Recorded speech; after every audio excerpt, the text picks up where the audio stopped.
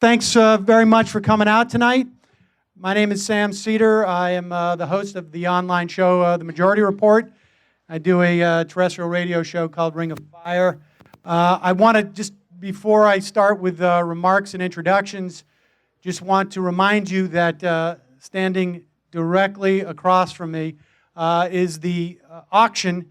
There's some great artwork. There's guitar signed by Dave Navarro. Please, at any time this evening, bid on something. At 10 p.m. tonight, the auction will be over, and at that time, you will collect your winnings and pay for them. So please, by all means. I don't have too much to say. We've got some great speakers as well as some videos tonight from folks who couldn't be here. This weekend, I found myself having dinner with someone I don't particularly like, which happens. We were talking of the story of Glenn Greenwald's partner being held in Heathrow for 9 hours as they essentially harassed him, ostensibly for terrorist reasons, I guess. And the argument I had with this, with my over dinner, was that I was told repeatedly that we are not living in an unprecedented era of national security, establishment security overreach. And without getting into the finer details of the argument, I have a sense of where most of you stand on this. The idea that this is not unprecedented is of little comfort. It only indicates that as a society we have not learned the lessons of a fairly recent past. The only differences I think that we're seeing now, and I think it's fairly obvious that I do think that we're living through an unprecedented time of national security overreach, but it's obviously a function in some respects, if not the catalyst being the terrorist attacks in 9/11, but also, I think, fueled by technology. And Thomas Drake was on my show some time ago and referred to the national security establishment as a self-licking ice cream cone. And I think that's a fairly apt metaphor. The advances in technology have simply been the fuel in which this national security establishment is growing. And it has become a self-licking ice cream cone in the sense that secrets and security is really now simply justified by the establishment's desire to have more secrets and security. And simultaneously, that technology has become a massive threat to this self-licking ice cream cone. I don't want to carry the metaphor too much, but it's melting the ice cream cone quicker than they can lick it in some respects. And we are seeing, in my estimation, an unprecedented amount of vindictiveness, prosecutorial overreach, panic in some respects from this establishment that has a lot of money and a lot of power wrapped up in maintaining itself. And whether it is what we see with Glenn Greenwald's partner, or the cases of Thomas Drake, or Bradley Manning, or Aaron Schwartz, or Jeremy Hammond and Barrett Brown, we are seeing this over and over again. And it's very important that you all are here. And of course, I don't need to tell you that it's not enough to simply bid on something today and contribute, but also to spread the word. I think, sadly, our society is not quite caught up with what's going on in many respects, and it's up to all of us here in this room to amplify the words you'll hear tonight and these stories so that we can bring a higher level of consciousness to what's going on in this country. So without any further ado, let me bring up Kevin Gallagher. He's a writer, musician, and systems administrator based in Western Massachusetts. He currently pursues activism on issues related to digital rights, freedom of information, privacy, and copyright, while also taking an interest in information security. He's the director of Free Barrett Brown, a support network, nonprofit advocacy organization, and legal defense fund formed for the purpose of assisting the prominent internet activist and journalist Barrett Brown, founder of Project PM. He's one of the organizers tonight, and Kevin Gallagher.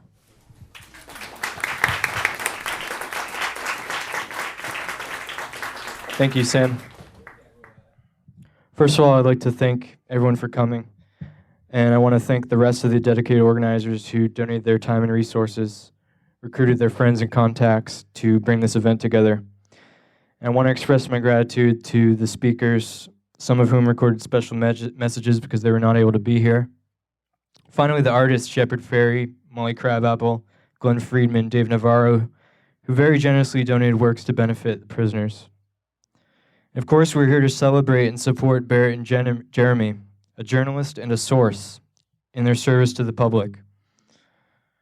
Tomorrow, Private First Class Bradley Manning is expected to be sentenced in his court-martial at Fort Meade. We are living in a historic moment, with crucial oversight coming from whistleblowers and a free press, when our institutions have failed us. And these same institutions have failed Barrett and Jeremy, two people whose cases are very different, but in many ways connected. I think that rather than locking these two up, they should be investigating the criminality that they helped reveal.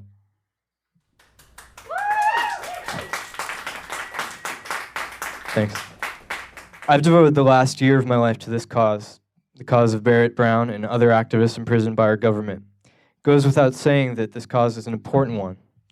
You know it's important when even those who are not fans of Barrett Brown or Jeremy Hammond, who don't agree with their personalities or their politics for whatever reason, recognize that there is a great injustice being meted out in these cases.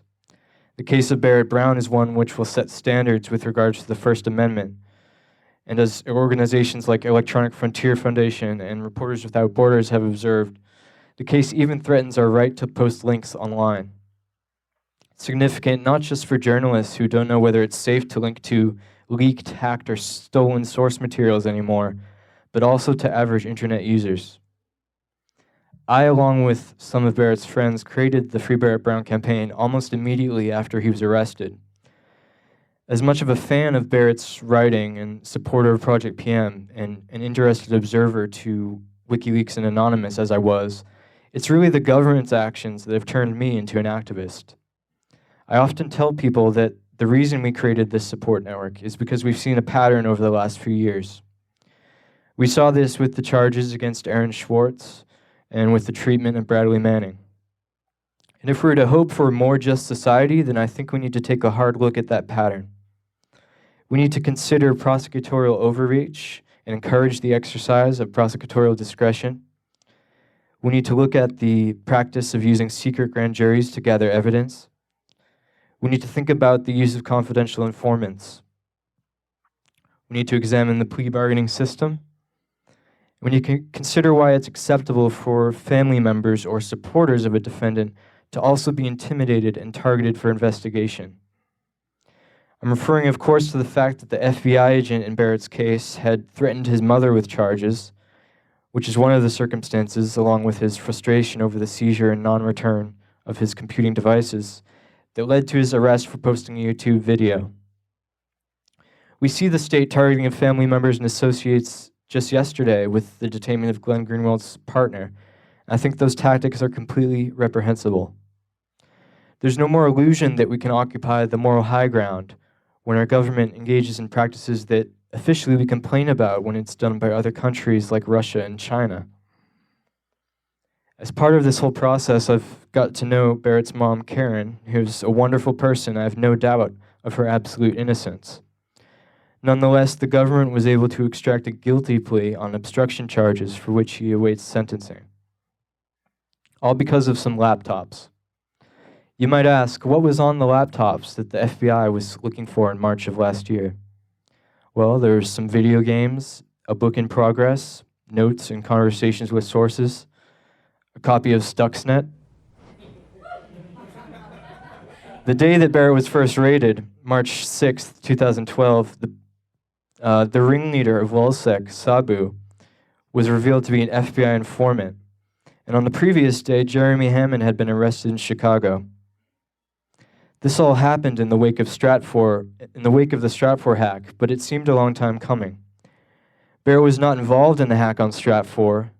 In fact, he had intense disagreements with hackers over the release of credit card information that could harm innocents. So why was he raided? To answer that question, I think you need to talk about Project PM.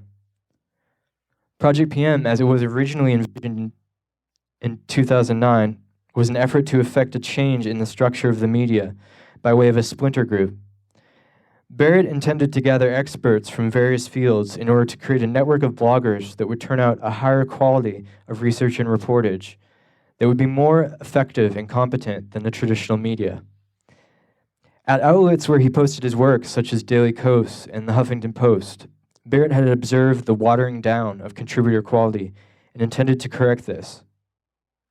Named for the Panther Moderns, a group out of the classic cyberpunk novel Neuromancer by William Gibson, Project PM hinged upon the potential for online collaboration. Long before his involvement in Anonymous, Barrett was a critic of the media and how establishment journalists are complicit in allowing abuses, indeed wars, to occur. It was the subject of his second book, laying into the American media punditry, which has never been released, but we have it and we're working on releasing it. In any case, the reasons that Barrett attached himself to and affiliated himself with Anonymous, even if he later grew critical of it, were philosophical. Let's read him in his own words. 10 years ago, it would have been infeasible for tens of thousands of individuals with no physical connection or central leadership to conceive, announce, and implement a massive act of civil disobedience against a major Western power, crippling a portion of its online infrastructure in the process, and to do all of this in a matter of days and without anyone involved having to contend with the tear gas and horseback response with which states have traditionally been in the habit of contending with mass action. But such a thing as this is happening today, and having been done once will almost certainly be done again, repeatedly, increasingly, and with potentially significant consequences for the nation state and implications regarding that which will perhaps someday come to replace it." End quote. Unbeknownst to its members, Barrett had been following Anonymous and recognized its importance for some time, even if it wasn't until 2010 that he publicly came out as one of them. In online parlance, he's a classic moral fag, not about the lulls, but intent on harnessing the phenomenon as a force for good. He wrote within the same essay I just quoted, "Having taken a long interest in the subculture from which Anonymous is derived and the new communicative structures that make it possible, I am now certain that this phenomenon is among the most important and underreported social developments to have occurred in decades, and that the development question promises to threaten the institution of the nation-state, and perhaps even someday replace it, as the world's most fundamental and relevant method of human organization." End quote. You can see that what Anonymous was doing, challenging classical institutions of power, was both in his interests and also agreed with the goals of Project PM, which were at that time evolving to suit diverse ends. Project PM eventually turned into a crowdsourced research project or think tank, with a wiki that was devoted to investigating the world of private intelligence and cybersecurity contractors. The recent revelations from Edward Snowden only further underscore the importance of Brown's work on this growing industry and the potential threat it poses to democracy and privacy. Using leaked emails hacked out of HB Gary Federal and Stratfor beginning in 2011, he and others were able to identify the connections between companies and uncover a number of scandals in which things were being planned that are certainly against the public interest and potentially illegal. As he wrote this last July 1st in The Guardian about the cyber intelligence complex, "This is the world we accept if we continue to avert our eyes, and it promises to get much worse." So why, in the United States of America, is an investigative journalist facing charges that carry up to 105 years in sentencing? Could it be related to his inquiry into the shadowy state-corporate alliance on surveillance? Are they seeking to make an example out of him and deter those who would follow his lead? I say it's all of the above. What is most concerning about Barrett's case is the disconnect between his conduct and the charged crime. The subheading of a profile about him in the latest issue of Rolling Stone reads, "No one can figure out what law he broke." The article includes a quote from Brown himself saying, "It's not even clear to me that I've committed a crime." There's no allegation that he sought to profit from the information or that he was involved in the compromise. Stratfor's client and subscriber lists are important because they show who pays to receive their intelligence and who they gather information on behalf of. Stratfor is also what connects this case to Jeremy Hammond's. Looking at the facts of the second indictment, all Barrett did was paste a link inside of a chat room. The idea that someone can be indicted for this is absurd. I must say, I've grown accustomed to absurd actions by this prosecution. Not only did they go after his mother, but this past April, they moved to seize $20,000 that my organization had raised with the help of Glenn Greenwald in an attempt to deny him private representation. They issued a subpoena to the Project PM website, which has had chilling effects on the research that group is doing into the security state. The prosecution just 2 weeks ago requested a media gag order that would silence Brown and his attorneys. The request for a gag again begs the question, why do they fear the scrutiny and publicity? Is it that they don't want to have to explain why a journalist has been indicted 3 times on 17 counts in the US? When prosecutors need to resort to such tactics, something is clearly wrong with our justice system. But let's talk a little more about Barrett. He's an interesting and colorful character, to say the least. Barrett is an iconoclastic writer who, if you read his writing, is really quite hilarious and incisive. His writing is what I first came to him by and what I admire most. I also noted his trademark irreverence, arrogance, and rapid-fire wit. He was fiercely honest and uncompromising about his personal life, which is another thing I thought unusual. If you read the Rolling Stone article, you'll get a sense for why his life is interesting and why so many unfortunately dismissed him before he landed in jail. But I'd like to stress the fact that whoever Barrett Brown is doesn't change the fact that he's being unjustly persecuted. It doesn't diminish the importance of his work. Last year, many were content to dismiss the warnings about trapwire and persona management. But now, after Snowden, and after the tragically deceased journalist Michael Hastings was shown to be taking interest in this case, people are listening. In some respects, Barrett is now regarded as a prophet of the surveillance dystopia, a person who knew what was going on before the rest of us did, someone who has been massively vindicated and redeemed. It's an abject shame that he doesn't have his freedom, because I think he could do a lot to educate us about the incestuous revolving door between the private intel firms and the government these days. Fortunately, after a long search, since May 1st, Barrett has been represented by some of the top lawyers in the country. His legal team, which we retained, includes Ahmed Kapoor and Charlie Swift, 2 lawyers who were involved in the quest for justice at Guantanamo Bay. Lieutenant Commander Swift is best known for his defense of Salim Hamdan, alleged to have been Osama bin Laden's driver, in the case Hamdan vs. Rumsfeld, which resulted in his victory at the Supreme Court. Kapoor teaches at the University of Texas Law School and was formerly a staff attorney at the human rights organization Reprieve. Interestingly enough, Barrett's lawyer Ahmed is counsel on many of the cases where the NSA alleges to Congress to have thwarted terror attacks.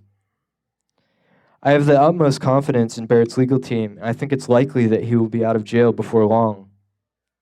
However, there are a lot of expenses involved, which is why we're continuously campaigning and asking for public contributions to his legal defense. Barrett has pleaded not guilty, and his cases will go to trial early next year. There was a continuance granted today.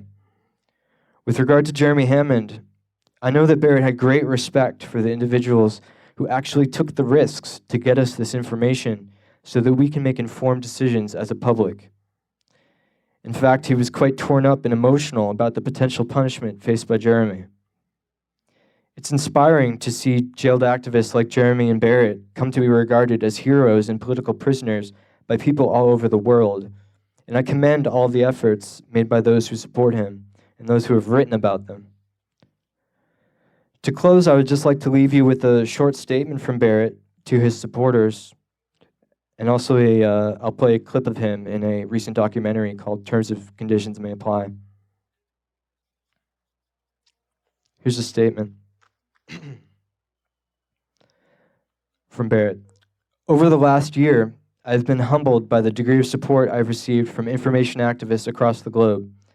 In particular, I'd like to thank Kevin Gallagher, Gregg Housh, and Lauren Pespiza for their continuing effort in raising funds and keeping the public informed about the case. But I also owe a debt of gratitude to everyone who has so much as posted a tweet about this matter.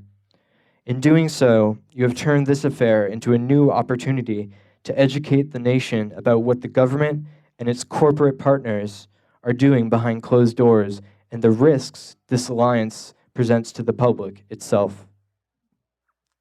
To see this dangerous cyber-industrial complex being brought to the attention of more and more people is a source of great satisfaction for me, and I am sure it is for Jeremy Hammond as well. It tells us that what we are undergoing is not in vain, and that is a gift beyond measure. Again, I thank all of you.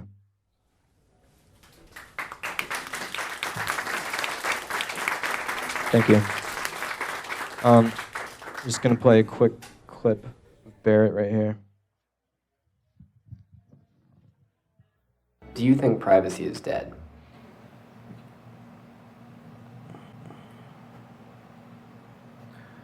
I mean, it's certainly dying.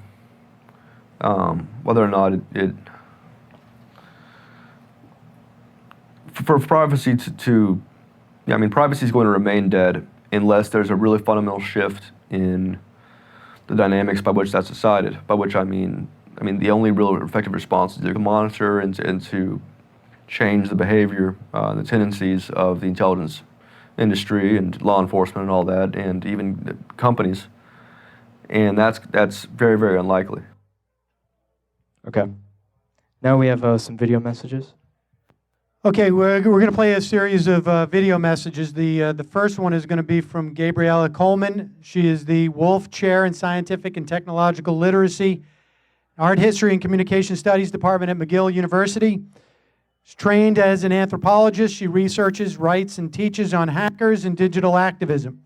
Her first book on free software, Coding Freedom, The Aesthetics and Ethics of Hacking, has been published with Princeton University Press. She's currently working on a new book on anonymous and digital media and has given numerous talks on hackers, digital activism, open source production, and intellectual property law. Without further ado. So greetings from Montreal. If the computer shakes a little bit, it's just because I'm using my knee to support it. So I just want to say a few comments. Foremost, it's so important to support Jeremy Hammond, Barrett Brown, who have really been in jail for way too long, and the support makes a huge difference. Also want to mention a few words about Barrett Brown's case in particular. Along with the case of Aaron Swartz, where he was facing potentially years in jail and a huge fine for downloading articles. I believe that the Aaron Swartz case, and the Barrett Brown case are two of the most disturbing criminal cases I've ever come across. Aaron maybe broke some rules, but his case never deserved to be channeled into the criminal court system. And the criminalization of linking on Twitter, as is happening with Barrett, is also quite disturbing. Luckily, these are also interesting times. There's been a kind of cosmic alignment. Everything has come together in some ways with the recent revelations of provided by Edward Snowden. It confirms what activists like Barrett Brown, like Jeremy Hammond, like activists part of Project PM and activists part of Anonymous, and so many more have been saying that government and corporate surveillance has gone too far. And it seems like people are listening now. They're debating. Their minds are open. So it's so important to capitalize when we can, which is now, and move forward in this fight, and also drum up all the support we can for Barrett and for Jeremy, because it really makes a difference. And so to end, just thanks and for being here tonight, and thanks to the organizers of the Free Jeremy campaign and the Free Barrett campaign. You guys and gals have done an extraordinary job.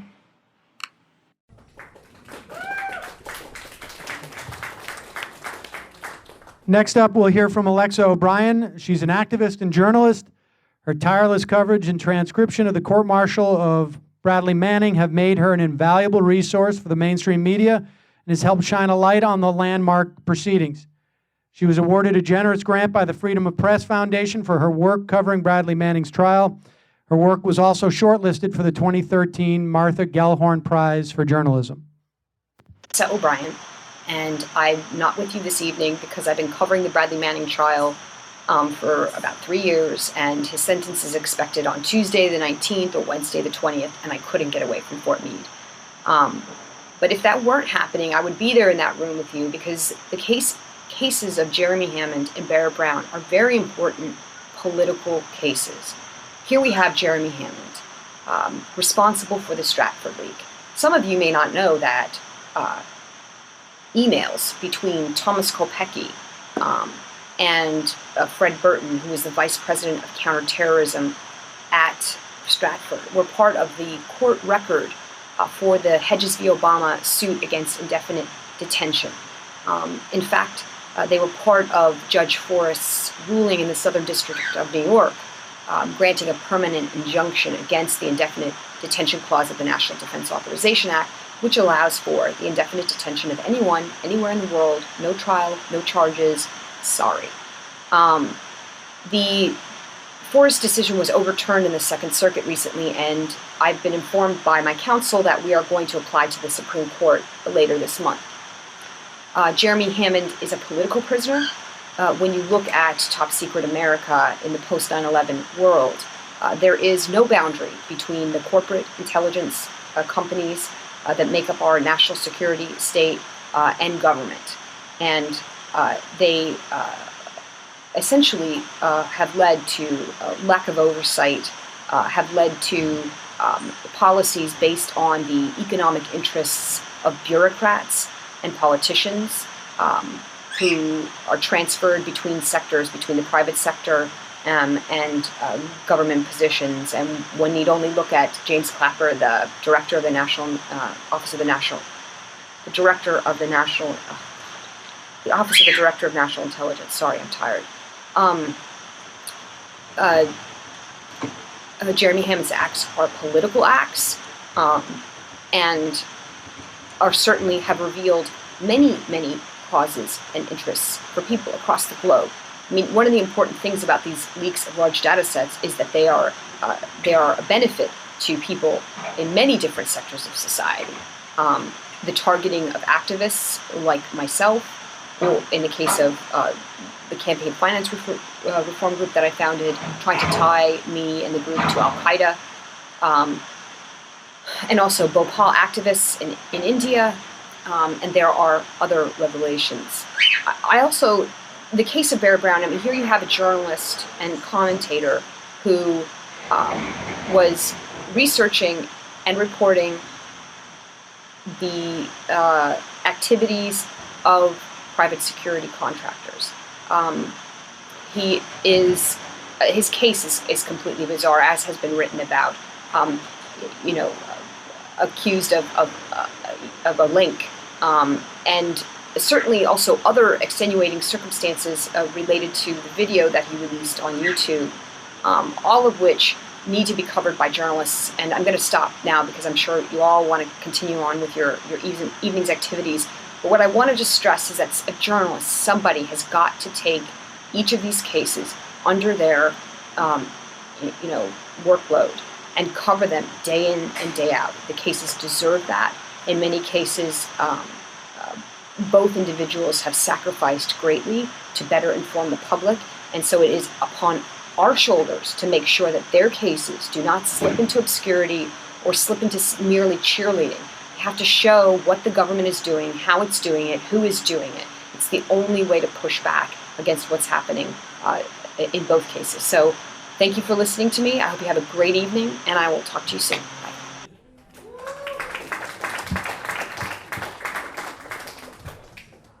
Our last video this evening is from Birgitta Jónsdóttir. She is a poet and politician, or poetician. She's a member of the Icelandic Parliament for the Pirate Party and chairperson of the International Modern Media Institution. As an activist, she's noted for collaborating with WikiLeaks on the release of the Collateral murder video. Greetings. Listen, activists of the world, your actions are mighty. Your vision is clear as you rip through the fabric of the illusion of secrecy, privacy. Fight with the keyboard. Share your collective knowledge. The world is not simple. It is not even one. It is in layers of understanding. Peel the onion, encryption, communications. We are the revolutionaries of the information revolution. The R is for the public's evolution, from oppression to empowerment through knowledge. Hi, my name is Birgitta Jónsdóttir, and I am a member of the Icelandic Parliament, a poetician and an activist within the belly of the beast. I am here tonight. I'm very thankful to being here tonight to express my support to Barrett Brown and Jeremy Hammond. I am certain that you are completely and fully aware of their story, so I'm not going to go into detail about why they are in prison, even if those stories are quite interesting and weird and unacceptable. Because it does go deeply into the absurdism that's happening when it comes to people being taken out of the equation and made into some sort of scapegoats, or actually more to prove a point that nobody should dare to speak the truth, seek the truth, or share information. So we should just all stay at home and watch gladiators on TV or whatever. So what I find to be very, very important, and what I want to address in my very, very short speech, is that we have to work together on all fronts. And one way we can work together is because I keep hearing stories about people that have been locked away or are under the threat of imprisonment for sharing knowledge, sharing information, sharing entertainment, and in particularly there are many people that have been defined as hacktivists and have been a part of various groups of anonymous that are sitting in prison for various different actions, and we need to know about them. It's not easy to help somebody if you don't know about their situation. So maybe a website with information about all the different people that are being unjustly put into prison would be, people that are part of the political prisoners of the information revolution. They need our support, and I am very thankful that there are groups of people that are helping Barrett Brown and Jeremy Hammond, because most people in the world have no awareness about why they are in prison or that they exist. So we need to raise global awareness, but most importantly, we need to apply pressure. It costs money, it costs effort and dedication. You're obviously here now at this event to find a way to help. I strongly advise that we do a little bit more than we've decided to do. And I just want to say, I can only be accountable for myself. So I want to do whatever I can do to help these two very courageous persons. And I want to thank them for the information they took great risk to provide to us, because it actually made me quite more informed about a situation that I do think belongs to the public domain. I also want to express my support for Edward Snowden and Bradley Manning, and everyone that is currently under threat of imprisonment, for making me a little bit more informed and for helping me as a public servant in the Icelandic Parliament to make informed decisions. So you guys, you're all very, very important to me and so many others, people from all over the world. So thank you everybody that's there for being there, and please do whatever you can to help and to share awareness, and put some bucks into it as well, because we know it costs money. And thank you everybody from the Barrett Brown and Jeremy Hammond support networks. And finally, goodbye, and I hope that I see you guys in person one day.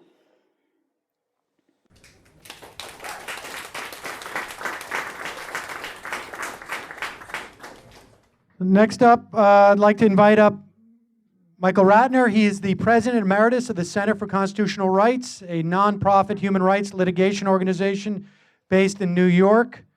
He is the co-host of the radio show Law and Disorder, and is past president of the National Lawyers Guild. He has represented Guantanamo detainees in front of the United States Supreme Court, and is currently the United States Attorney for WikiLeaks.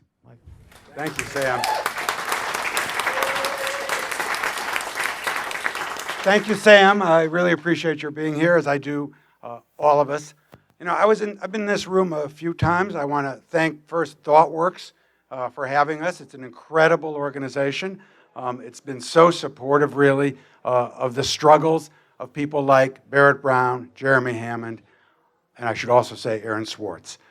Because the last time, perhaps, that I was in this room, we had a table up there, maybe November, December 2012, 2 months or so before Aaron killed himself. And I spoke there, and then right after I spoke, Aaron spoke. And so in some way, I feel like we're sitting in a room where we have Aaron's presence, and we're in hallowed ground as we defend the others who I know Aaron would have wanted to see defended. And we all think sometimes that we have a lot of time. I'll do tomorrow what I'm putting off that I should do today. But Aaron Swartz's case tells us, first, it tells us that you don't have that kind of time. And secondly, it tells us that this government is unrelenting in the oppression and the oppression and the repression of internet activists who want to reveal the truth, who want to democratize the internet, and who want to reveal crimes of our own government and those around the world. So if you're going to act, if you're going to support Barrett Brown, Jeremy Hammond, and others, don't delay at all. This is about Jeremy Hammond and Barrett Brown, and I'll mention them as well as the others. I saw Jeremy Hammond yesterday. I visited him at MCC. And I sat there thinking, as I've thought all along, what is Jeremy Hammond doing in this prison? Why isn't George Bush in here? Why isn't Cheney in here?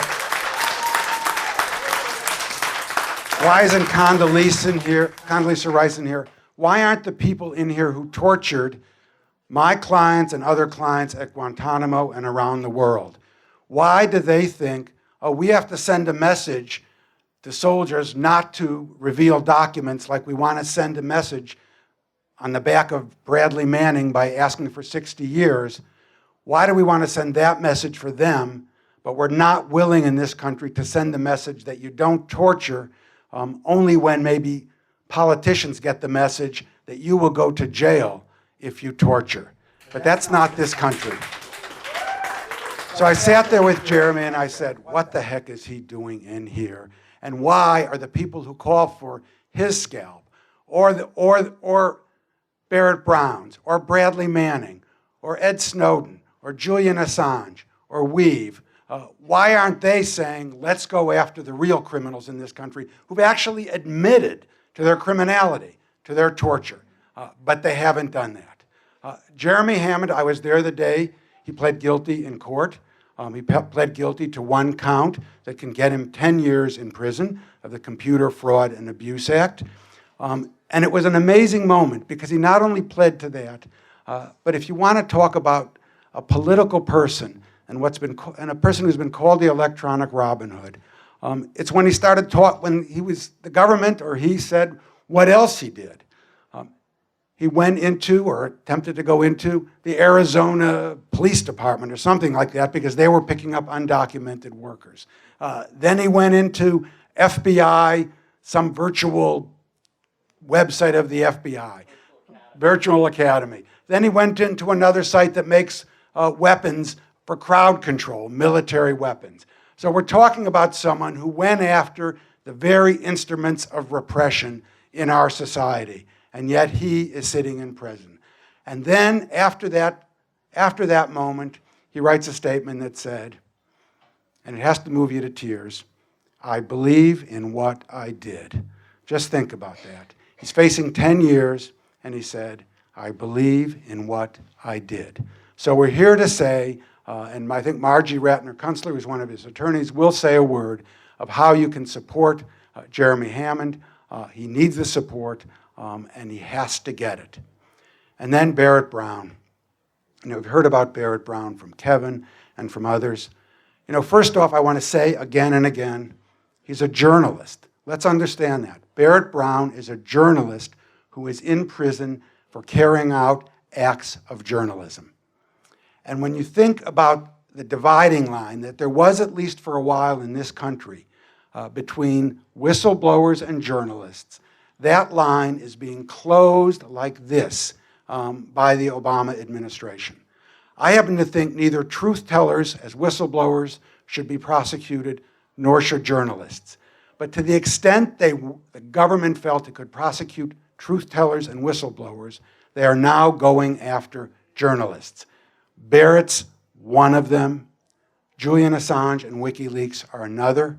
And then you even look at people like James Rosen at Fox News, who had his records subpoenaed because they wanted to find out his source for a story. And in the search warrant, what they said is he is a co-conspirator with his source, a co-conspirator to commit espionage. This is a journalist. Again, closing any line between a source and a journalist. Likewise, James Risen, who has refused to testify about his source in a current trial that's going on. The Court of Appeals orders James Risen to testify. And what do they say? They say that the source could not have committed this crime without the journalist. They're essentially co-conspirators in the crime.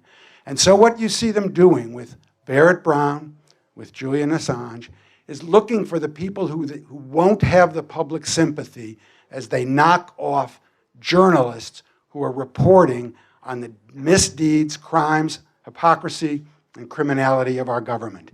And what I can't understand, of course, is people at Fox News initially about Julian or Barrett or others would have never supported them in the world. But now you see what's happening. Their own journalists are beginning to be subjected to government repression. So it's a time when I would want every single mainstream journalist to stand up for Barrett Brown, Julian Assange, and WikiLeaks.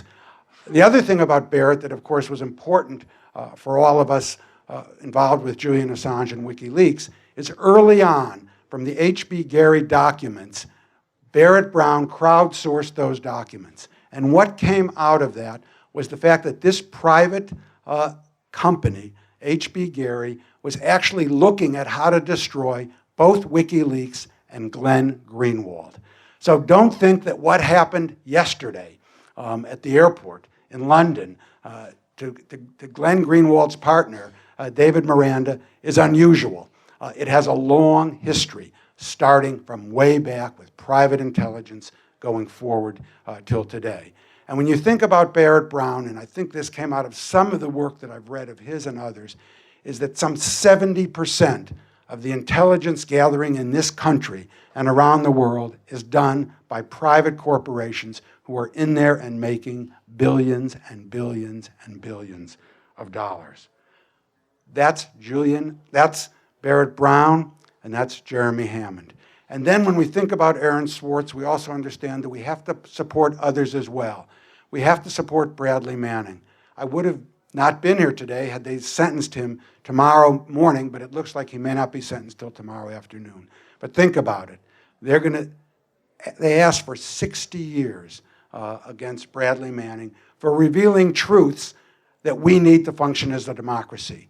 Whether it's the torture camps set up in Iraq by our own government, whether it's the collateral murder video that Birgitta worked on, whether it's the Afghan war logs that indicated the amount of people killed in massacres, or the diplomatic cables that the Tunisian government itself said were one of the springboards of the Arab Spring, the importance of what Bradley Manning did. And you have to ask yourself, who again should be on trial? Should it be Bradley Manning, or it should be the people who brought us into that completely unauthorized and illegal Iraq war and then carried out massive human rights violations in doing it?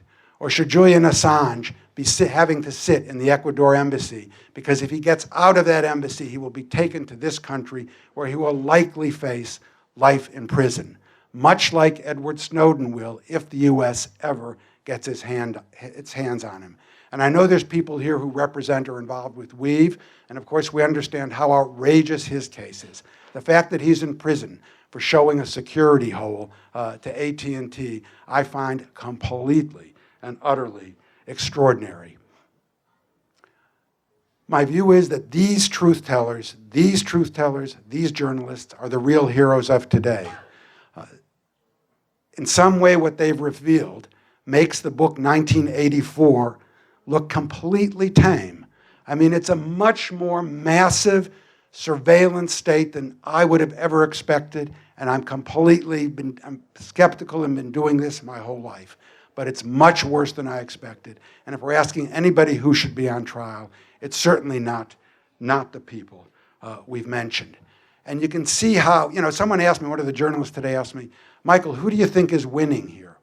I don't know if that's the right question, but I can tell you this, the government is not winning at this point. And you can see it by the drasticness of their actions. The fact that they had to detain Glenn Greenwald's partner, the fact that they had to force down a Bolivian presidential jet. What does that tell you about the desperation, the utter desperation of this country and of the whole worldwide system of surveillance? The fact that I was telling Sam today, we were just chatting about this fact that there's an extraordinary article in The Guardian today, how the GCHQ, which is British intelligence, went into the Guardian's office, got a hold of 2 of their hard drives that they thought might have the Snowden documents on them, and apparently sledgehammered them to their last bits. While the Guardian is telling them, what are you guys doing? They're all sitting in Rio or in Germany or somewhere else. But that's the extent to which the government is going in its repression. And of course, it's putting up against the wall what I have to call the Cassandras of our time, the Barrett Browns, the Jeremy Hammonds, the Julian Assange, the Ed Snowdens, the Bradley Manning. And it's our job to make sure that their messages and their truth-telling get out to all of us. I want to end by just saying we're in, as I think Sam started off, at an amazing moment in the national security state and what's going on. But in fact, we're in a deep struggle now with that state, and one in which it's not clear who's winning. In some way, I use the word, it's a Manichean fight between the forces of darkness and the forces of light. Barrett Brown, Jeremy Hammond, and the others represent the forces of light. And our job as activists of any sort is to stand with the forces of light. Thank you.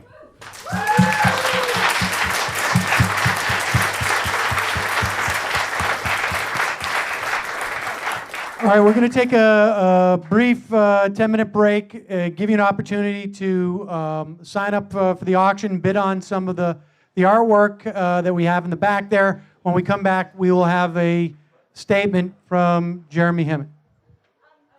I'd like to get started again with Bria Grace. She's an activist with Jeremy's support committee, and I believe has a statement from Jeremy now.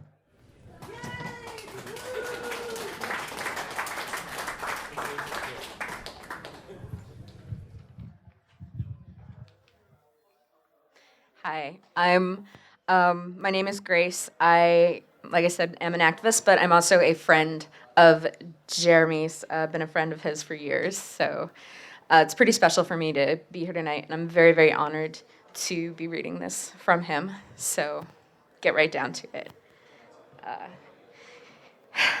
Rebel greeting. I hope this evening finds you all in the best of health and the highest of spirit. Thanks for coming out to show support for me and Barrett Brown. I want to shout out to all my brothers and sisters locked down here at New York Metropolitan Correctional Center, at Brooklyn MDC at Rikers Island, in the Tombs at Cook County Jail in Chicago, and to all those on hunger strikes in California prisons and Guantanamo Bay. And to Bradley Manning, Barrett Brown, Julian Assange, the Tinley Park Five, the NATO Five, Jerry Koch, and my wonderful twin brother, Jason. Also, thanks to the folks who put this evening together, who have attended my court dates, who have written letters and sent books, and who went to the noise demonstrations outside the jail. Your acts of solidarity bring us all great encouragement, inspiration, and strength during these harsh times. Comrades, we are up against a racist, capitalist power structure that wages wars, destroys the environment, and spies on our every move. They lock up millions of people in cages for crimes that corrupt governments and multinational corporations also commit on an everyday basis and on a greater magnitude, yet we are the criminals. They lock us up for guns and drugs when defense contractors and pharmaceutical companies are the top traffickers. They call us thieves when it's Wall Street one-percenters who rob us blind, exploit our labor, evict us out of our homes, and get billion-dollar bailouts. They condemn hackers and leakers when the NSA, CIA, and FBI illegally spy on everybody and wage cyber espionage through viruses and hacking for foreign government systems. They put signs everywhere that say, if you see something, say something. As if their extensive surveillance camera systems aren't. They want us to become additional eyes and ears for the police against our own neighbors. But if you point out suspicious activities of our own government, if you leak information that should be free and public anyway, then they will follow you to the ends of the earth to put you in prison. Even if you simply report on these leaks, they will discredit you, subpoena you for sources, or just put you in prison on a bunch of trumped-up charges, just like they did Barrett Brown. They repress us, infiltrate us, entrap us, harass our families and friends, and call us criminals, terrorists, and traitors, and break their own laws to try and stop us because we work to expose the truth. They are scared that if people know the truth, the day will come when they will have to answer for their own crimes. But can we trust whatever independent review panel they put together to investigate the NSA? After all the lies and egregious illegality, do you think any of them will be charged or do time? Will we ever be satisfied with any reforms they promise? The answer is obviously no. Justice can never be found in their courtrooms. Yes, we need to eliminate mandatory minimum sentences, but Attorney General Eric Holder doesn't give a damn about prison overcrowding. The Obama administration is not interested in any such debate about the balance of privacy and security because they will keep spying on everyone, regardless of public opinion, until we stop them. The time for talk is over. It is time for collective refusal, civil disobedience, and direct action. We must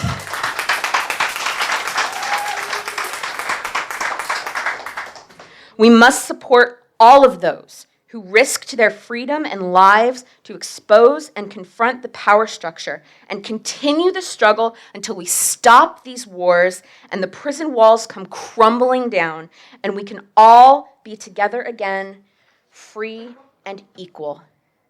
Yours for the revolution, Jeremy Hammond.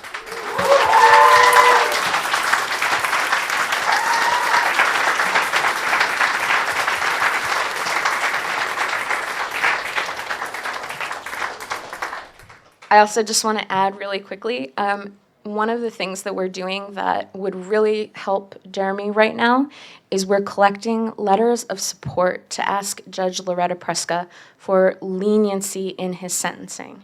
If you go to freejeremy.net, real easy, freejeremy.net, you'll see a big banner that says, "Join us in asking Judge Preska for leniency." If you click that, that will take you to instructions on how to write a letter. Deadlines for those letters are October 15th. Is that correct? October 15th. You don't have to know him to write a letter. You just have to care. That's it.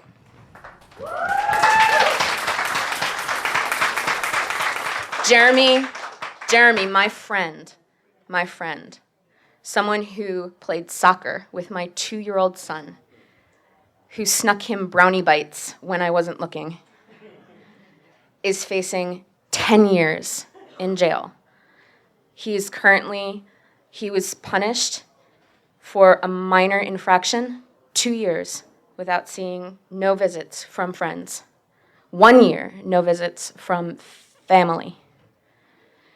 This is beyond a war. This is beyond a war. Even if you don't know him, you know what it means to be human, what it means to miss your friends and your family.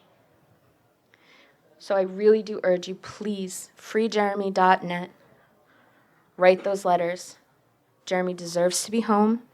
He deserves to be with the people that love him and care about him. Barrett Brown does too. So, thank you.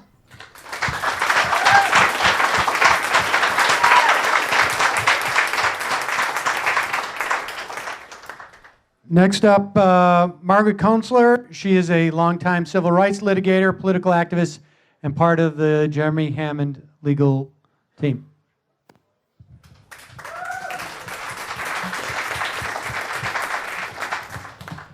Hi, thank you all for coming. I was with Jeremy today and last night, and he's very pleased that you're all here and that he's linked with Barrett, who he respects immensely, and is very pleased to be on a bill with Barrett. He feels that Barrett really deserves all of our support, and he has his total support. One of the things I just want to mention here, I'm going to be very brief, is that Jeremy's isolation is complete. And it is a great honor that I get to see him and that his lawyers get to see him. But he doesn't get social visits. So it's very important that everybody write to him. He's isolated, and it's a terrible experience that he's going through. So it's important that not only that we write letters to try to get him out of jail, but that we write to the court, but that we write to Jeremy as well. He needs to get books.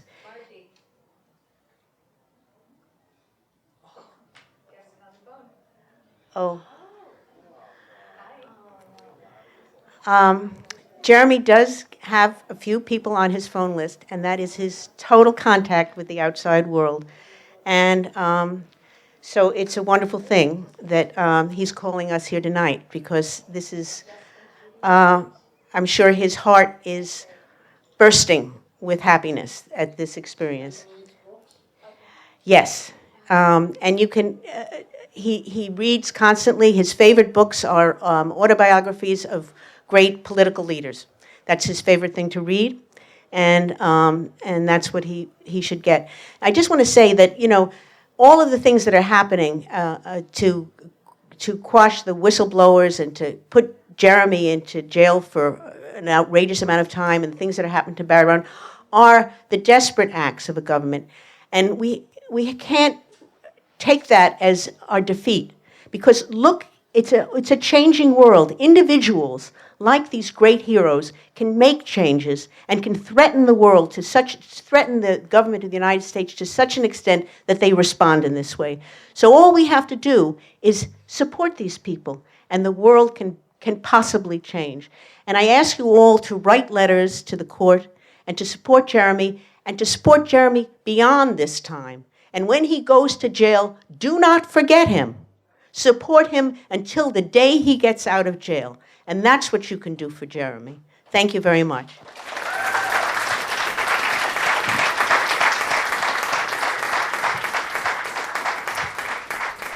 I'd like to bring up Stanley Cohen, a political activist and criminal defense attorney, longtime people's lawyer, beloved by many for his uncompromising willingness to provide legal defense for the unpopular. Cohen represented Mercedes Hafer, one of the 14 activists affiliated with Anonymous who were prosecuted by the U.S. government for allegedly participating in a December 2010 digital sit-in on PayPal's website in response to PayPal's decision to block donations to WikiLeaks.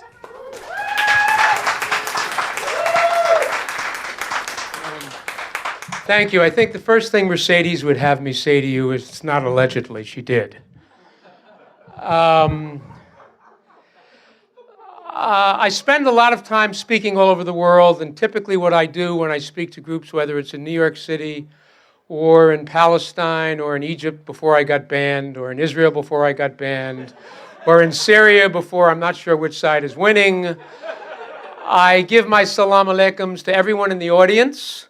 Especially, I give my greetings to the snitches, the FBI, the CIA, the LSD, and everyone else here. I don't really give a fuck about what you report. I really don't, because I'm closer to the end than the beginning, and you know, you eat shit and die. But just please make sure you tell the truth, because the truth will set you fucking free, FBI.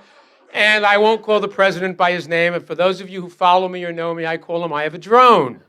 So just tell the fucking truth and life will be okay. Now, over the last month, I've been thinking about what can I possibly say in front of such a wonderful collective of renowned activists and lawyers and speakers and folks that have put their ass on the line. And I really had no idea until about 3 weeks ago. And it really began to take shape, and it has taken shape the last 2 days, about ultimately what Jeremy, what Barrett, what Bradley, what Mr. Snowden, what Mr. Assange, and what PayPal 14 is about is Egypt. It's about Egypt. Think about it. Right now, in Egypt, whether you are Muslim, Jewish, Coptic, Christian, French, an atheist, or a son of a bitch, there is a government that is slaughtering people by the thousands. And it began because people elected to say no. They elected to speak out. They elected to fight back. They elected to take barricades. They elected to stand up to guns and to fucking cops and to spying. And they stood up, and they're being slaughtered in the streets. Now, what the fuck, people say, does that have to do with our clients and our friends and our community? Well, it's because it's one world. It's because we all stand up and fight our fight in different ways, in different places, in different times. And it is about freedom, it is about truth, it is about honesty, it is about an integrity, and it is about telling I have a drone and every other fucking petty despot in the world, fuck you. You don't own our lives, you don't own our thoughts, you don't own what we say, you don't own where we go. We put you in and we can take your fucking asses out. Every one of you. And that's why they are so frightened by the so-called hacktivists, or the whistleblowers, or the truth speakers. That's why they are so all fucked up over those people who say, yeah, I'll go to prison. Okay, but I'm going to out you fuckers. I'm not going to let you to keep the pearly wisdom to yourself because we don't trust you. We do not believe you. We do not listen to you. We do not follow you. There's an old saying I learned in law school 137 years ago. In the marketplace of discourse, the truth will always rise. There is no such thing as protected speech. There is no such thing as hate speech. There is no such thing as suppressed speech. Speech is speech. You let it come out. You let people make their decisions. If they don't fucking like it, they can turn off Fox. They can turn off CBS. They can shut down and stop listening to Cohen and walk out the door. It's speech. Now, it's easy for me to say here tonight that it's just speech. I'm not facing 10 years, only I think 5 years, whatever the hell it is, the most recent count. But there are women, there are men, there are people among us that have crossed the line and said, we will make a stand, we will fight back, we will take the risks because it's all about truth. And that's what tonight's event is about. It's about Jeremy. It's about Barrett. It's about Bradley Manning. It's about Mr. Assange. It's about Mr. Snowden. It's about the PayPal 14. Women and men who came, there was a point, there was a time where there's that little voice in the back of your mind, the back of your head, that says, do I really want to fucking do this? I mean, do I really want to be reckless? Because I know they're going to catch me. They're going to catch me. They're going to catch me. They're going to grab me. It may take a week. It may take a month. It may take a year because their industry of snitches and cooperators and brutality and persecution and Eric Holder and all the rest of the fucking kiss-my-ass petty politicians in this country, they will come for us. Every person. You got to know it going in. You know it going out. And when you stand in front of a federal judge or a traffic court judge, it's the same tired shit. But in the back of everyone's mind is that little voice that says, And we're here to honor those people here tonight who, when they heard the voice, said, good talking to you, I got to go to work. And that's what it's about. It is about refusing to go silently unto the night. It is about refusing to bow down to the industry of silence. It is about refusing to nod your head as others tell you not just how to live your life, but how an entire society, indeed a world, should function. And on behalf of Barrett, on behalf of Jeremy, on behalf of Mercedes, and Mr. Assange, and Mr. Snowden, and Bradley Manning tomorrow, we have a very simple two-word answer. Fuck you. Thank you very much.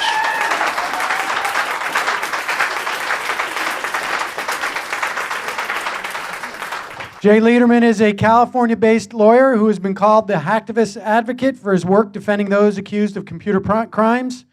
He has co-authored the first ever book on the legal defense of medical marijuana crimes and is a frequent commentator in print, radio, TV, and film, speaking about his cases. Jay Leiderman.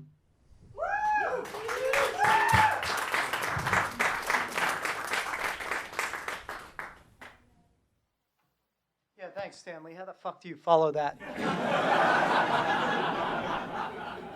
You cut a deal, you ask for a halfway house, All right. Yeah. All right. I actually wrote something, so I'm not going to be as animated, but I wanted to say before I started, this night came together by a lot of hard work, by a lot of awesome people, one of which was a guy named Jason Flores Williams, who helped found the Whistleblower Defense League, of which I'm a part.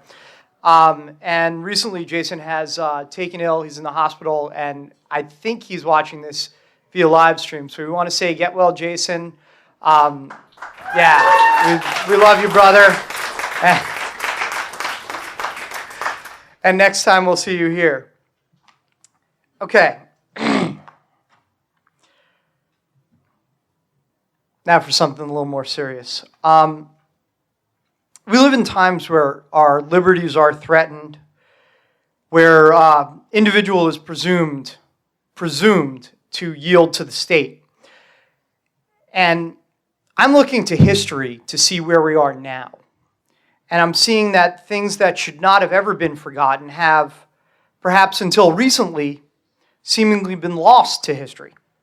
Things that should be said and known every day as we Americans decide how we allow ourselves to be governed, are no longer spoken except by what has become an outlawed few. Our privacy, the very gift that gives our spirit of independence, has become threatened. Out of the shadows, there's what I've seen to be a little bit of hope for us all. There's a legion gathering. There's a legion arriving. A legion the United States government should have expected. Where the masses have forgotten, a new breed of patriot, the hacktivist, remembers. Words that have, over the years, lost their meaning have gained meaning anew. There's a war on information, but that is not a war the government will win. The people will prevail. The people must prevail. I want to read you something. I want you to pay attention to these words. These are the times that try men's souls. The summer soldier, the sunshine patriot will, in this crisis, shrink from the service of their country. But he that stands by it now deserves the love and thanks of man and woman. Tyranny, like hell, is not easily conquered. Yet we have this consolation with us, that the harder the conflict, the more glorious the triumph. What we obtain too cheap, we esteem too lightly. It is dearness only that gives everything its value. We know how to put a proper price on goods. And it would be strange indeed if so celestial an item as freedom would not be highly rated. That was, of course, Thomas Paine from the American crisis in the winter of 1776. And it is as relevant today as it was at Valley Forge. It shouldn't be, but it is. So let us not forget the principles upon which this country was born. As we look to our seemingly forgotten past, we must embrace a future of fantastic promise that is brought to us by this digital revolution. The digital revolution is our future. The world is changing at a faster pace than it ever has before. One person with the courage to come forward can change the world in ways that one person can never change the world before. And we're seeing that, and we're believing that, and we're feeling that, and it's wonderful. But we need to know where we're coming from to see where we're going. So, I look at what it was. And what was it? It was money, power, right? Sex, drugs, and rock and roll. But these things have become passé. Information is the new currency. Information, the new aphrodisiac. Information, the new high. He who controls the information controls your world.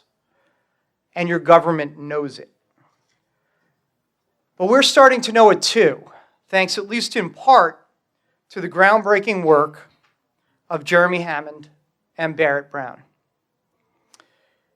two of the first prophets of the digital age. Educate and inform the whole mass of the people. They are the only sure reliance for the preservation of liberty. Thomas Jefferson said that. But our government would likely seek to classify our founding fathers as terrorists if they dared seek to turn their rhetoric to reality today. How far we've drifted from the American ideals. What dangerous times are these? Likewise, predictably lurking about, Jeremy and Barrett are prosecutors and judges who want to turn these prophets into martyrs. Our aim is to see that they fail miserably in these endeavors.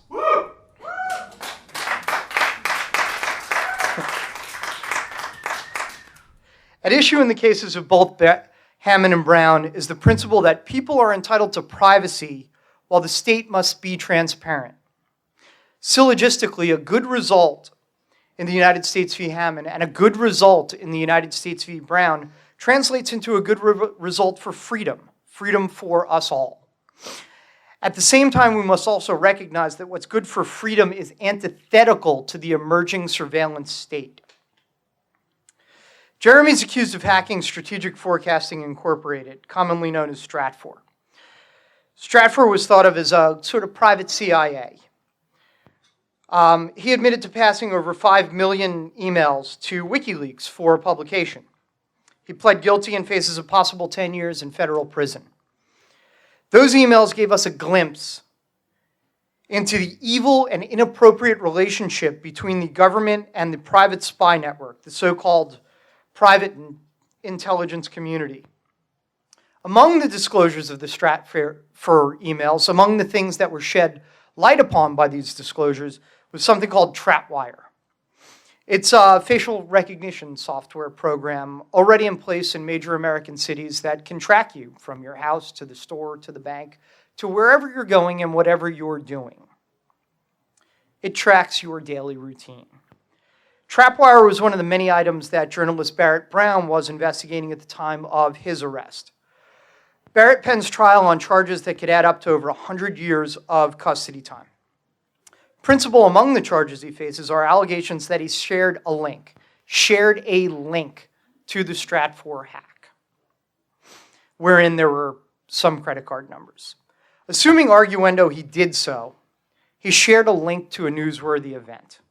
He did something journalists do every day, all day long. But because of his investigations into these private intelligence firms, including Booz Allen Hamilton, the company in the news now because they were the NSA contractor who employed NSA whistleblower, not NSA leaker, NSA whistleblower, Edward Snowden, Barrett was charged and he stands to lose his freedom for all of his days. He's 32 now, and they could give him 100 years. It's fucking obscene. Let me read some Jefferson once more to buttress the historic importance of these acts. Rightful liberty is unobstructed action, according to our will, within limits drawn around us by the equal rights of others. I do not add within the limits of the law, because law is often the tyrant's will, and always so when it violates the rights of the individual. Indeed, Jefferson would be in lockup today, perhaps sharing a cell with Jeremy or Barrett. What dangerous times are these indeed, when personal liberty is constantly under threat of incarceration. Jeremy and Barrett acted not for fame nor for financial gain. They didn't think that one day we would gather together like this to support them, to support their actions, and to help them. They did what they did because of their unyielding principles, because of their personal convictions. Because they understood that freedom, liberty, and independence come from the simple concept that privacy for the individual and transparency for the state is paramount. Based upon that, they have acted heroically. They remembered the American ideals that were lost to time. They remembered their past as they forged ahead to make a better future for us all. These are indeed the times that try men's souls, but if we follow the lead set by Jeremy and set by Barrett, I've no doubt that it will be an American people that have a glorious triumph over the American government and the corporatocracy's private surveillance state. Donating to the causes of Jeremy Hammond and Barrett Brown is important for these foregoing reasons. We ask you to stand up for freedom, to stand against the surveillance state, to stand for the true ideals of the American experiment, and to help us protect and to fight for these prophets of the digital age. Jeremy and Barrett put themselves on the line for your freedom. Please help secure theirs. We do not forgive the transgressions of the surveillance state. We do not forget our heroes. Thank you.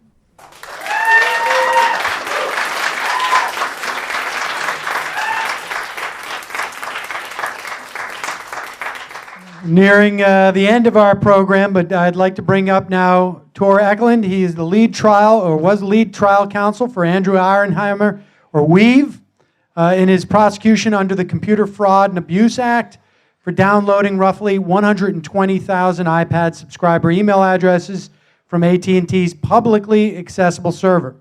He's currently lead counsel in Mr.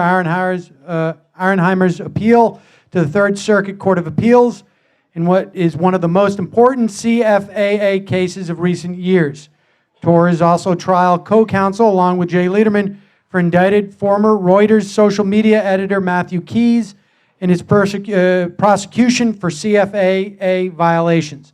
Before becoming a lawyer, Tor was a producer and production manager of independent film and off-Broadway theater. Tor.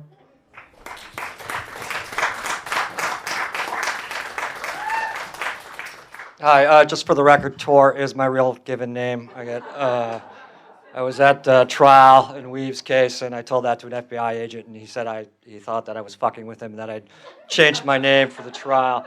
I'm going to be real brief, but I'm going to talk about the Computer Fraud and Abuse Act, which is the primary legal weapon that the government uses on their war on the free flow of information on the internet. The Computer Fraud and Abuse Act is the through line that you will see in all of these prosecutions. There's a Computer Fraud and Abuse Act count in Jeremy's case. Barrett doesn't have a CFAA count, but he's got a 18 U.S.C. 1029 count, which involves this concept of unauthorized access to a access device. You see a CFAA count in Bradley Manning's case. You see it in Weave's case. You see it in Matthew Keyes' case. You will undoubtedly see it if Snowden is brought back to the United States. You will see a CFAA count. So what is a CFAA? CFAA is a statute that originated in 1984, appropriately. I think somebody was referencing Orwell before. And what happens in 1984 is you see the first big sort of public reaction to hacking. It's the year that War Games, the movie, came out. I don't know if you've seen that. Matthew Broderick's character hacks into NORAD and almost starts World War III.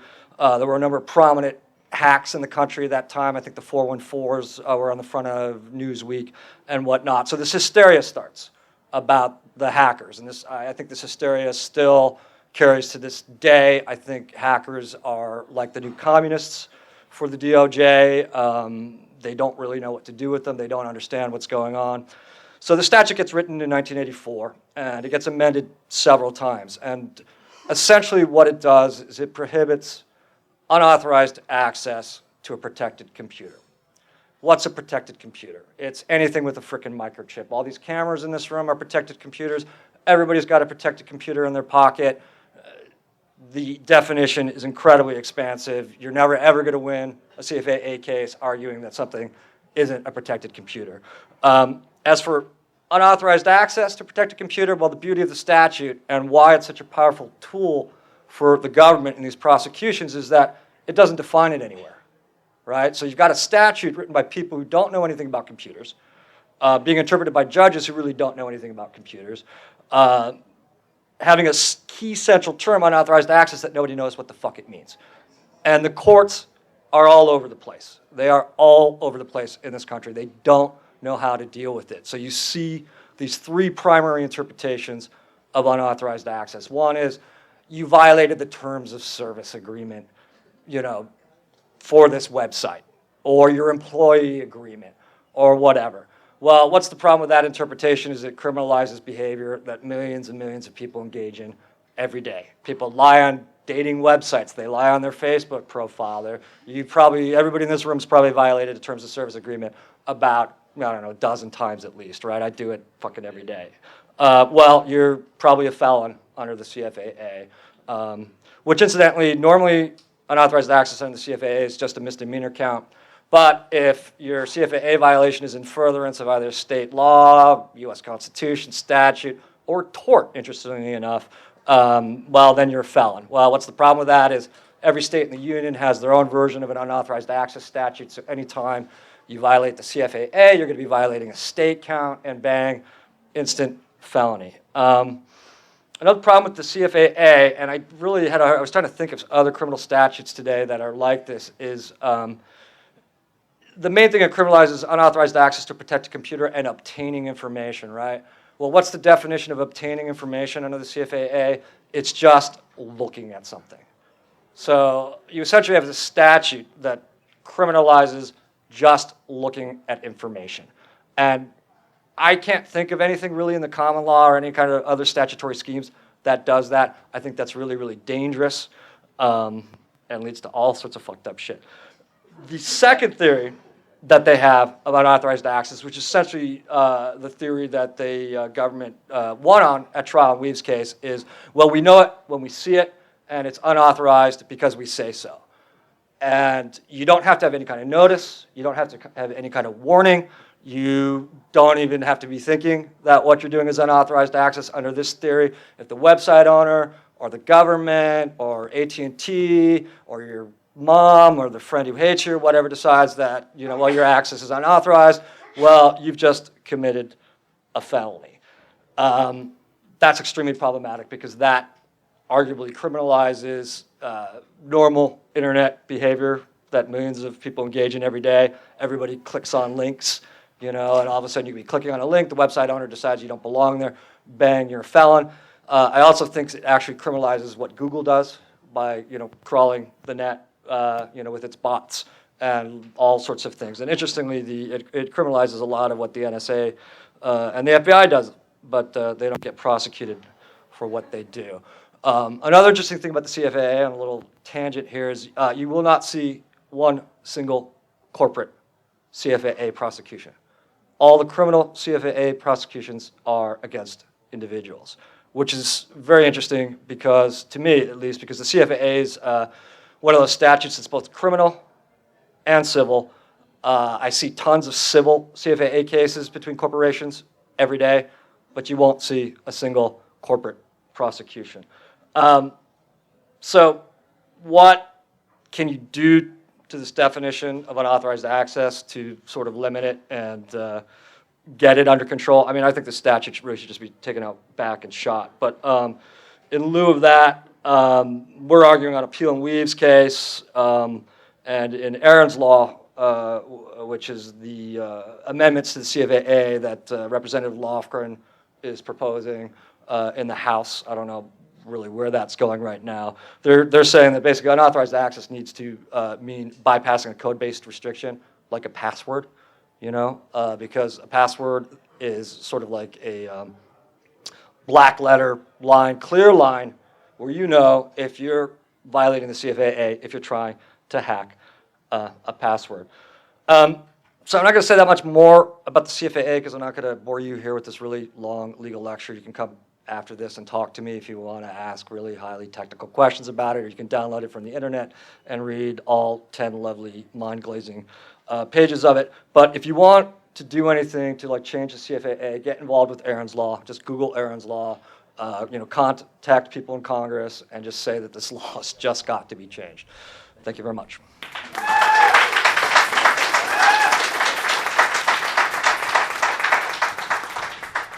Okay, we have two more speakers, and I want to bring up Joe Fionda.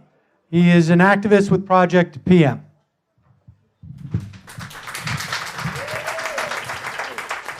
Get this all balanced out right.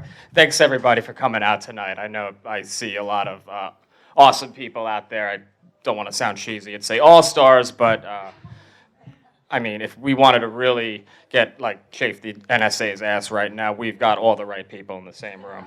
So, anyway, I first noticed Barrett around February, right after the HB Gary hack. I was on leave from work at an insurance company and found, besides the hack of HB Gary being really fucking hilarious and deserved, that the contents for what came out were really just mind-blowing.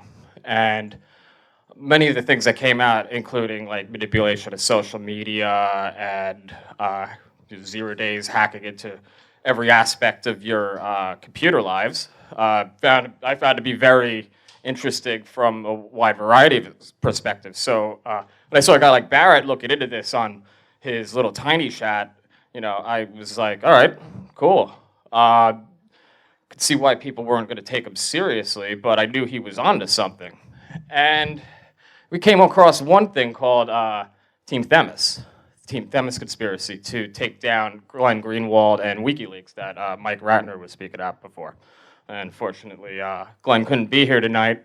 He had to deal with a few things and what have you, just the normal being a journalist and everything.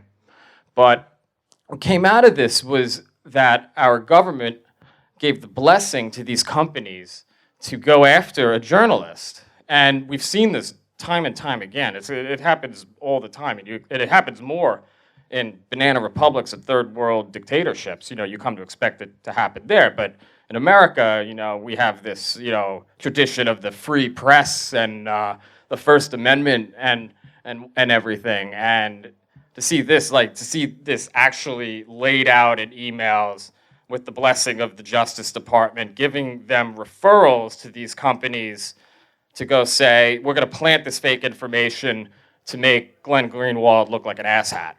Well, he wasn't the one that looked like an asshat there, that's for sure.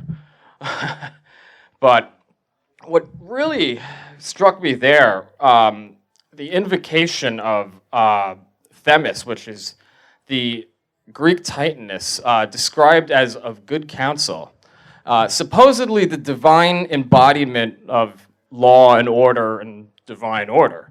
So in this little conspiracy to take down a journalist reporting about the government's dirty deeds in business, they outed themselves as Greenwald often reports, as a two-tier legal system. So we have it all out there. Barrett sees this for what it is, and he's like, I'm going straight to the middle of the earth with this. I don't care what happens. And now, we see where he is now. And it really just shows where the government right now is at, where they think that they have legal authority to do whatever the hell they want. And then we have another set of laws of the people, as Tor is pointing out with the CFAA, never being applied to anything the government ever does. When I saw what happened with Jeremy, I had never even met Jeremy before. I never even heard of who he was until he got arrested and raided. After following that, and he admits to what he did, but does what he did compared to what the NSA does on a daily basis, many, many, many thousands of times over, does it make it right that he's sitting in jail facing 10 years? Does it make it right that Barrett's sitting in jail for facing a century? Like, this is not right. It's not right at all, and we got to do something about it. So I'm thanking you all for coming out, and even those that don't support really what Jared and Jeremy, what they've done and what have you, they realize that the way the force of the system has come down upon them isn't right, and we've got to do something to change it, because it could be me or you next. So that's all I got. Thanks.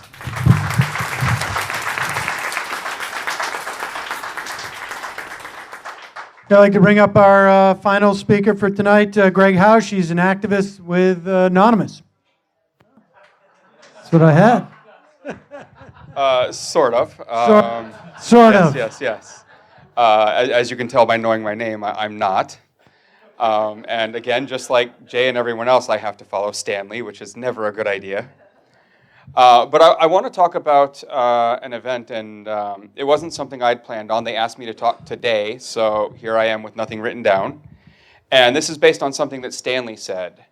The humanizing factors of people like Barrett and Jeremy. I was last in New York with Barrett at the same time, about 2 years ago, with Michael Hastings as well. We were out at dinner, and the conversation turned to their actions, what they were doing, who they were working on, the stories they were writing. And it very quickly turned to me and Michael having an argument with Barrett about crossing that line and about how far across the line he was willing to go before they showed up. And him arguing that the line really didn't exist for him and he didn't care, and he was going to keep doing what he wanted to do no matter if they were showing up or not. And it was an interesting conversation because Michael spent a lot of the time talking to him about The fact that the line is really there, that they are going to come for you. And after an hour of just talking it over, we came to the conclusion that nothing you said to Barrett was going to change his mind or slow him down, which is where we wanted him to be. It's just, it was amazing to see that he did not care that they were coming for him, that he was going to say what needed to be said. And it quickly turned in the span of 10 seconds when Barrett saw a pause in the conversation to us talking to Michael about all the fun things that he was doing, and Barrett explaining to Michael that he wasn't going to go to prison, that he was going to be killed. And it's a very strange, evening being back in New York again after that, with both of those things being true, that they came for Barrett and that Michael is dead. And I just want to say that no matter what we do, we have to remember that people like that are out there, that they're fighting, and that they just don't care that the government's coming for them, that they are going to keep doing this. And when they end up in these situations, these are the people we have to support. These are the people putting their asses on the line. They're the ones that we have to care about, and we have to support after the government is just throwing the book at them. I mean, look at these two. Look at these two. How can you not support these two? This picture was given to us by his mom, actually, and she asked us to use this one. And I think it's wonderful. And I just think that, all of you showing up here tonight is a wonderful thing. And I really want to thank everyone that's shown up, everyone that talked. Stanley for cursing us all out. It was great. And I also wanted to add to this at the very end that we still have the auction items back there. When I'm done talking, we'll be closing it in about 10 to 15 minutes afterward. And the Molly Crabapple artwork that's back there, we have prints of for $20. So if you don't plan on winning the auction for it, you can still get prints of them back there. Other than that, I just want to thank everyone for everything they've already donated tonight. Make sure that anyone watching the live stream joins in. Thanks, everyone.